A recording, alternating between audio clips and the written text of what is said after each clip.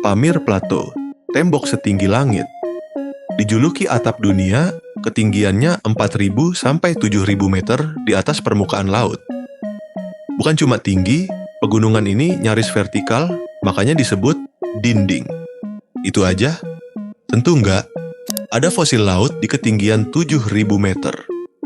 Gimana cara penduduknya bertahan hidup di tempat yang kayak simulator kiamat? Udah? Belum. Masih ada konspirasi, gerbang dunia bawah tanah, pangkalan militer rahasia, medan magnet aneh, siap buat otakmu mendaki lebih tinggi? Mari kita gali satu persatu.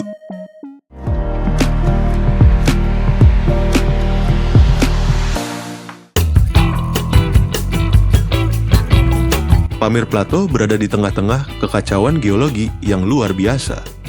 Letaknya tepat di jantung Asia Tengah. Lokasinya menyentuh banyak negara sekaligus: Tajikistan, Afghanistan, Cina, Pakistan, hingga Kirgistan. Bayangkan sebuah wilayah tandus, luas, super tinggi, dan sepi. Sebagian orang bahkan menyebutnya sebagai dead zone, karena sepi banget, kayak hati kamu yang lagi kesepian. Ketinggiannya super gila, rata-rata 4.000 meter, dan banyak puncaknya tembus 7.000 meter di atas permukaan laut. Kalau kamu lari di sini, bukan ngos-ngosan lagi, tapi bisa langsung ngilang ngegelinding. Pamir bukan pegunungan biasa. Ia adalah pertemuan brutal antara 3 sistem pegunungan: Himalaya, Tian Shan, dan Hindu Kush. Semua bertabrakan kayak acara tinju 3 arah. Kenapa bisa setinggi ini? Karena jutaan tahun lalu, lempeng India ngebut dan nabrak Eurasia. Bukan nabrak pelan-pelan, tapi gaspol sampai terangkat jadi pegunungan super. Bayangin daratan segede India nabrak daratan Eropa Asia. Hasilnya, jadilah Pamir dan juga Himalaya. Tapi yang bikin makin aneh, di ketinggian segitu, ilmuwan nemuin fosil-fosil laut purba. Iya, fosil kerang dan makhluk laut di atas 5.000 meter. Logikanya, fosil-fosil itu jadi saksi bahwa pegunungan ini bukan muncul begitu saja, tapi perlahan-lahan terangkat ke langit karena tabrakan lempeng. Mau nggak mau, kita harus mikir, seberapa dahsyat tabrakan itu, sampai laut aja bisa nongol di atas awan. Di balik keheningan ini, ada kehidupan yang bertahan di tengah ganasnya alam. Siapa mereka? Kita lanjut ke part 2.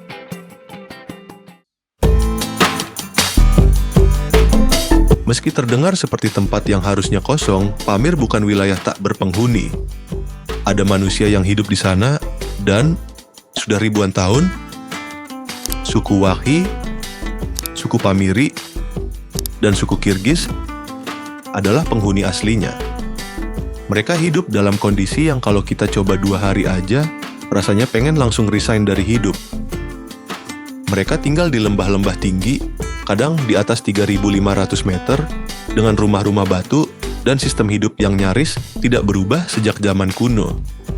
Tanpa sinyal, tanpa mall, tanpa ojek online, kadang bahkan tanpa listrik. Mereka bertahan hidup dari pertanian, peternakan, dan barter. Bukan karena gaya hidup, tapi karena emang nggak ada pilihan lain. Makanan utama mereka, susu, roti keras, dan teh garam. Garam, bukan gula.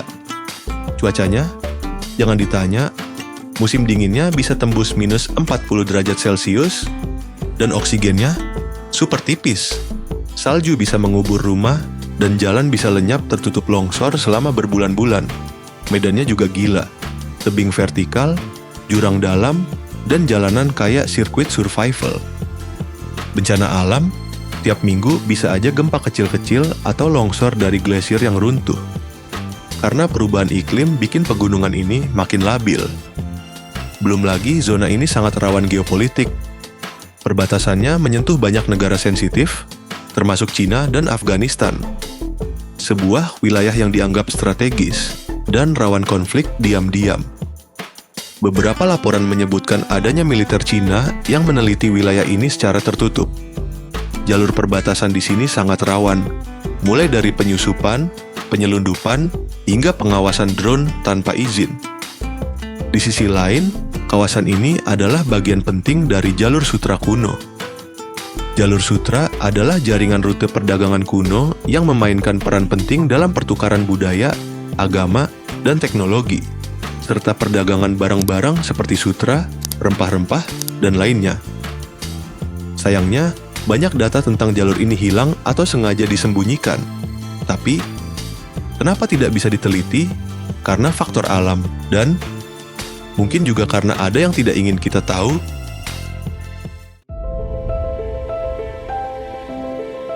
Pamir bukan cuma ekstrem di dunia nyata. Dia juga bikin kepala kita muter di dunia teori konspirasi. Tahukah kamu bahwa dulu jalur sutra lewat sini? Ratusan tahun silam, kafilah dagang, pemikir, hingga biksu Buddha pernah melewati Pamir. Tapi banyak bagian catatan sejarahnya hilang. Entah karena bencana atau memang ada yang sengaja menyembunyikannya. Ilmuwan modern mencatat ada anomali magnetik di Pamir. Kompas berputar tak karuan, dan peralatan elektronik kadang mati total.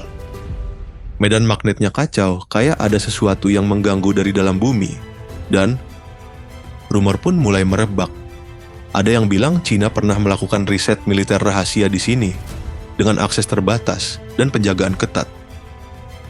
Lalu muncul teori Hollow Earth, bahwa di bawah Pamir ada jalan menuju dunia bawah tanah. Bahkan beberapa arkeolog spekulatif menganggap Pamir adalah pintu masuk peradaban kuno yang tenggelam. Katanya, ada jejak peradaban canggih yang dihancurkan bencana global ribuan tahun lalu. Pamir terlalu terpencil untuk dipantau. Sinyal hampir nggak ada. Peneliti pun cuma bisa masuk lewat izin khusus, kadang dengan bantuan militer. Tapi di sisi ilmiah yang lebih tenang, Pamir adalah laboratorium alami untuk meneliti iklim purba. Karena lapisan es dan batuannya menyimpan sejarah bumi ribuan hingga jutaan tahun lalu.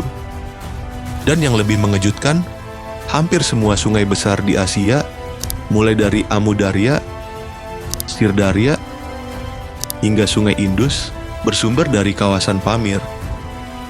Wilayah ini bukan cuma atap, tapi juga keran air Asia. Tanpa Pamir, Asia bisa kekeringan.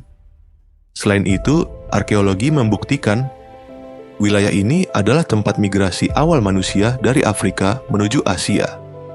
Dan uplift geologinya belum selesai. Pamir akan terus meninggi ribuan tahun ke depan, tapi hingga hari ini, banyak misteri geologinya belum terpecahkan. Pamir bukan sekadar pegunungan, ia adalah buku sejarah dunia yang belum terbuka sepenuhnya.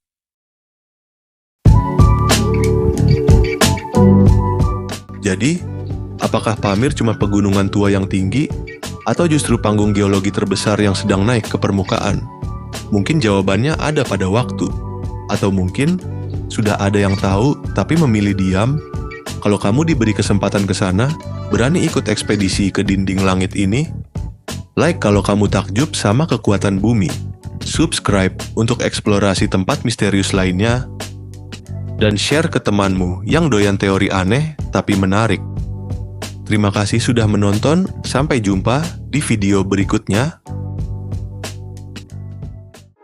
君が流してたプレイリスト思い出も消えてしまいそうでまだ消せないでかけられない